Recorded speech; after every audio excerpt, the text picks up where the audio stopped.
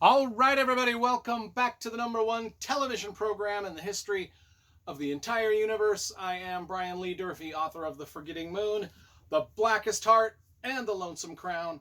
All three books published by Simon & Schuster's Saga Press. Today I'm going to be reviewing The Key to Rebecca by Ken Follett. This is a magnificent thriller novel set in Cairo, Egypt during World War II, and came out in 1981.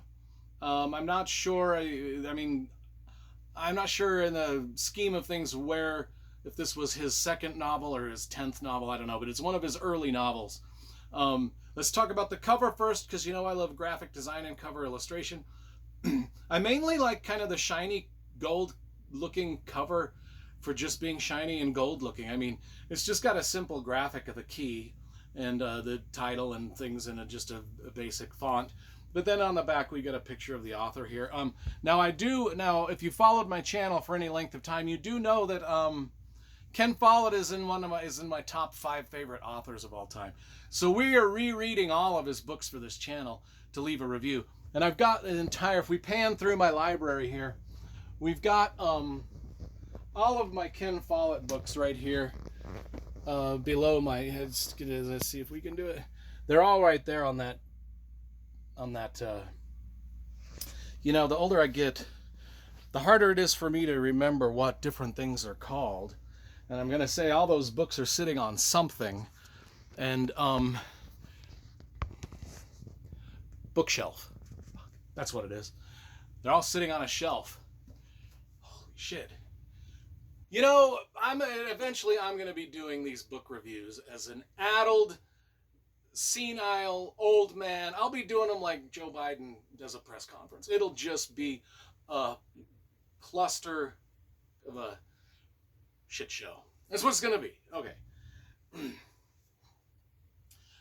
I didn't mean to throw an insult at Biden or shit shows, but you know what I'm talking about. Okay, let's get back to this. Came out in 1981, set in Cairo. We open with a spectacular scene of a man in the African desert, walking through the African desert. I mean, his camel has died. It's the hot sun. It's no water. And I'm reading this in a very cold November day. I usually try to plan out my reading schedule, so I'm reading books that are set in hot climates in the summer just because it's hot and I can feel the atmosphere. This one I made a mistake on, because this is probably the hottest atmospheric book I've ever read, and I'm reading it bundled up in a blanket in a freezing cold room. I made a mistake on that, folks. I didn't follow my rule. And that's the thing, is when I read books that are set in winter climates, I like to be next to the fireplace, all warm and cozy, watching the snow fall outside. That's just me. That's the way I am. This one didn't go as planned. I didn't realize. I mean, I read this when it came out. No, I didn't read it when it came out, because it came out in 1981. I was too young to read. Well, I could read back then, but I didn't read thrillers. I was reading like Chitty Chitty Bang Bang and Cat in the Hat. But anyway, I probably read this for the first time in the early 90s. And I only read it once. I do remember I loved it, and I vaguely remembered it was kind of about the African continent during World War II, and I really liked it. But then I forgot. Anyway, so we're belabeling this whole weather thing. Anyway, this guy named Ahmed/Wolf, he's a German spy who's also a Muslim. So he's spying for Hitler in Africa during the Africa campaign of World War II, where the Germans were trying to take ground in Africa also, specifically Cairo.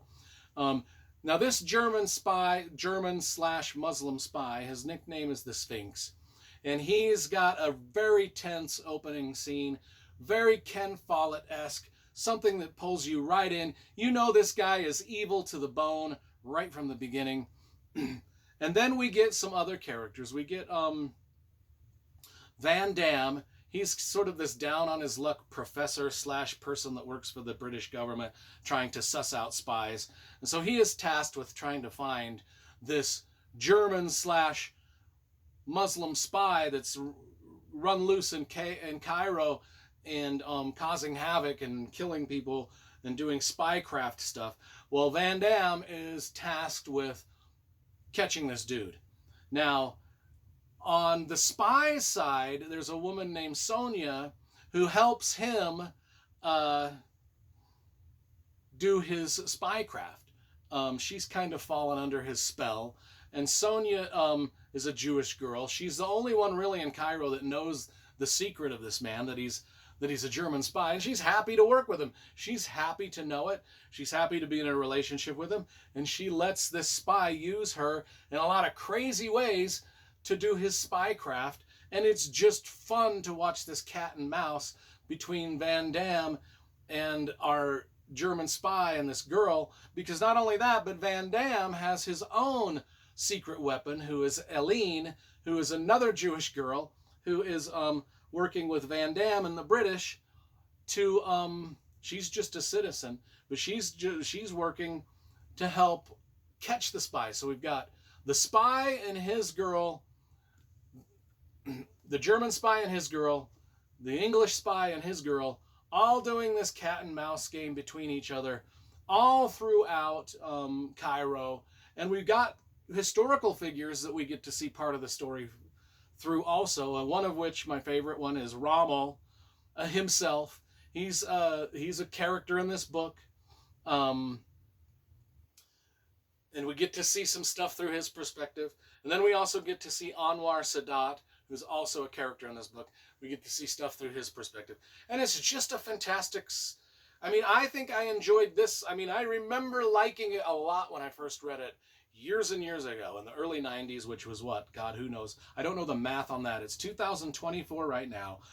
Let's say I read this in 1991. I don't know how long ago that was, but it's got to be at least 17,000 years. But anyway, this book was dope. Seriously dope. I mean, I really liked everything about it.